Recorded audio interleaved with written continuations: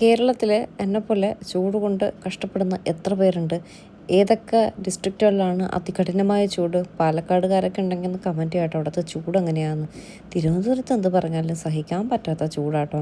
എന്നെക്കൊണ്ട് സഹിക്കാൻ പറ്റുന്നില്ല. എന്നെക്കൊണ്ടല്ല, എല്ലാവരെ കൊണ്ടും സഹിക്കാൻ പറ്റാത്ത അത്രയും ചൂട് ഇപ്പോൾ കുറച്ച് ദിവസമായിട്ടില്ല. ഈ സമ്മർ സീസൺ തുടങ്ങിയപ്പോൾ മുതൽ ചൂടിൻ്റെ ആഘാതവും കൂടിക്കൊണ്ടിരിക്കുക കേട്ടോ. എന്തൊക്കെ വെള്ളം കുടിക്കുന്നു, എന്ത് ചെയ്യുന്നു ഒന്നും അറിയില്ല. കുടിച്ചിട്ട് ദാഹവും തീരുന്നില്ല, കുളിച്ചിട്ട് ചൂടും പോകുന്നില്ല.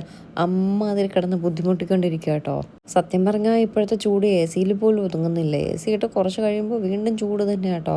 അയ്യോ ഭയങ്കര ചൂട്. എ സിയിൽ നിന്ന് പുറത്തിറങ്ങിയാലോ നമ്മളേതോ തീക്കോളത്തിനകത്ത് ഇറങ്ങിയ പോലത്തെ ഫീലാട്ടോ. ഇവിടെ നിന്നോ നമ്മളിങ്ങനെ ഈ സ്റ്റീം ബാത്തൊക്കെ ചെയ്യുമ്പോൾ പുഴുങ്ങാൻ വെച്ചിരിക്കുന്ന അവസ്ഥയാണ് വീട്ടിനകത്തൊക്കെ.